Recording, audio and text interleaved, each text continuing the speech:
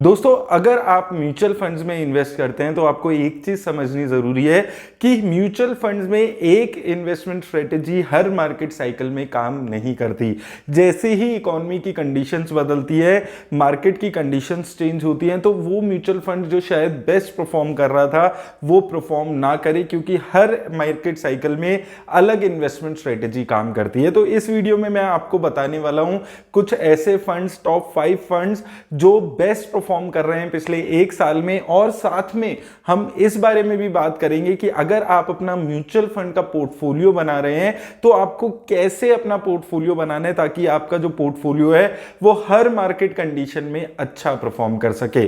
सबसे पहले अगर हम टॉप 5 म्यूचुअल फंड्स की बात करें जिन्होंने पिछले एक साल में सबसे अच्छे रिटर्न्स दिए है, तो 5 म्यूचुअल फंड्स, यहां पर जितने भी आपको 5 म्यूचुअल फंड्स देखने को मिलते हैं, ये पांचों ही म्यूचुअल फंड्स ने 19% से लेकर 14% तक की रिटर्न्स आपको जनरेट करके दी है सिर्फ एक साल में। अब पिछले एक साल में स्टॉक मार्केट ने बहुत अच्छी रिटर्न्स नहीं दी थी, फिर भी ये म्यूचुअल फंड्स अच्छा परफॉर्मेंस दिखा रहे हैं। लेकिन यहां पर आपको एक कॉमन चीज ध्यान में देनी होगी कि ये सारे ही म्यूचुअल फंड्स जो हैं ये सेक्टोरल म्यूचुअल फंड्स हैं। यहां पर मेजरली अगर आप देखेंगे इंफ्रास्ट्रक्चर सेक्टर के फंड्स आपको देखने को मिलेंगे, एक ट्रांसपोर्टेशन सेक्टर का फंड है और एक एफएमसीजी सेक्टर का फंड है जिन्होंने अच्छा खासा परफॉर्म किया है। अगर आप 2021-2020 के पीरियड में देखते तो यही जो फंड्स थे, जब बेस्ट परफॉर्मिंग फंड्स की बात आती थी, थीमेटिक में बात हम करते थे, तो हमेशा आईटी सेक्टर के फंड्स सबसे ऊपर आते थे। तो और अभी आईटी सेक्टर के फंड्स ने पिछले एक साल में नेगेटिव 15 से 20% की रिटर्न दी है।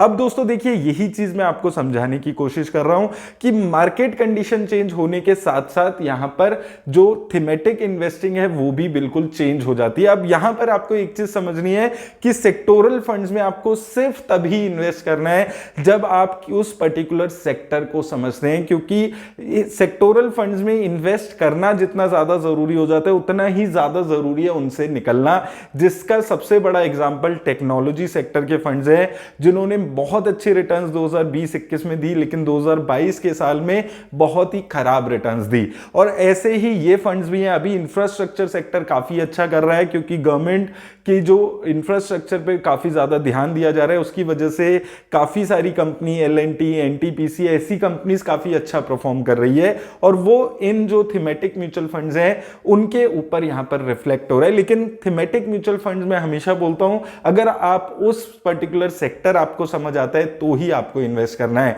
अब हम देख लेते हैं, अगर हम सेक्टोरल फंड्स के अलावा फंड्स पे बात करें तो कौन से फंड्स हैं जो अच्छा परफॉर्म पिछले एक साल में कर रहे हैं। तो अगर हम पिछले एक साल में बात करते हैं सबसे अच्छा परफॉर्म करने वाले 5 फंड्स की, तो सबसे पहले यहां पर नाम आ जाता है एचडीएफसी फोकस 30 फंड का। इसने पिछले एक साल में 13% तक की रिटर्न्स दी है। इसके अलावा टाटा स्मॉल कैप फंड यहां पर आपको देखने को मिलेगा और उसके अलावा 3 एचडीएफसी म्यूचुअल फंड हाउस के ही यहां पर फंड है। तो टोटल टॉप 5 में से 4 म्यूचुअल फंड्स एक ही फंड हाउस के हैं जो पिछले एक साल में सबसे अच्छी रिटर्न्स यहां पर दे रहे हैं। सबसे कम एक्सपेंस रेशो पे बात करें तो सबसे कम एक्सपेंस रेशो इनमें टाटा स्मॉल कैप फंड की है 0.26% के आसपास की। और टॉप 3 फंड्स अगर हम देखते हैं, इन तीनों की ही एसेट अंडर मैनेजमेंट भी काफी लिमिटेड है।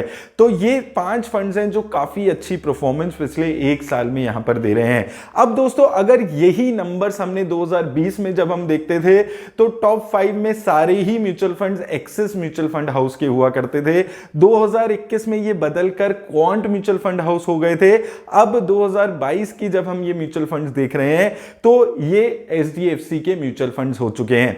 तो दोस्तों देखिए, यही चीज मैं आपको समझाने की कोशिश इस वीडियो में कर रहा हूं कि जो मार्केट कंडीशंस है उसके हिसाब से हर म्यूचुअल फंड की स्ट्रेटेजी अलग होती है और कभी कोई म्यूचुअल फंड हाउस अच्छा करता है तो कभी कोई म्यूचुअल फंड हाउस अच्छा करता है। 2018-19 में एसबीआई और ICICI prudential mutual fund house सबसे अच्छा परफॉर्म करने वाले म्यूचुअल फंड हाउस हुआ करते थे।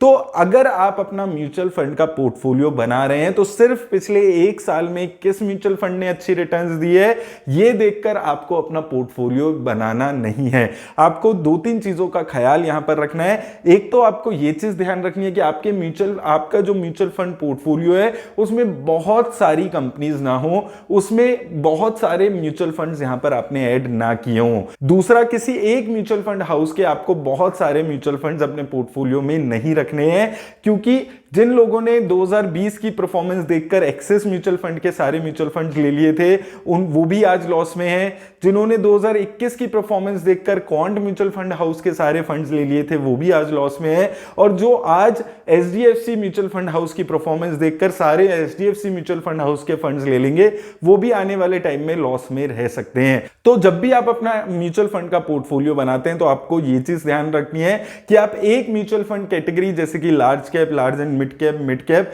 इनके सिर्फ मैक्सिमम एक म्यूचुअल फंड अपने पोर्टफोलियो में ऐड करें और इसके साथ साथ किसी एक पर्टिकुलर एएमसी के बहुत सारे फंड्स अपने पोर्टफोलियो में ऐड ना करें, चाहे वो किसी भी पर्टिकुलर टाइम पे कितनी ही अच्छी रिटर्न्स दे रहे हो। और तीसरी सबसे जरूरी बात, अगर आप सेक्टोरल फंड्स में इन्वेस्ट करने के बारे में सोचते हैं तो सिर्फ तभी इन्वेस्ट करें जब आपका जो रिस्क लेने की कैपेसिटी है वो बहुत ज्यादा हो और साथ में आपको यह पता हो कि उस सेक्टोरल फंड से कब निकलना है।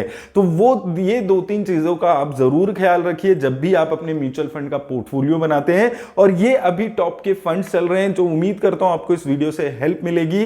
कमेंट सेक्शन में मुझे जरूर बताइएगा कि अभी आप किस म्यूचुअल फंड्स में इन्वेस्ट कर रहे हैं। और अगर आपको जानना है कि मैं किस म्यूचुअल फंड्स में इन्वेस्ट कर रहा हूं तो मैंने लिंक वीडियो का डिस्क्रिप्शन में दे दिया है, क्योंकि काफी सारे लोग मुझसे पूछते रहते हैं, तो मैंने ऑलरेडी उस पर वीडियो बनाई हुई है, आप जाकर देख सकते हैं। और अगर अभी तक आपने मुझे इंस्टाग्राम पे फॉलो नहीं किया है तो लिंक डिस्क्रिप्शन में आप जाकर फॉलो जरूर करें।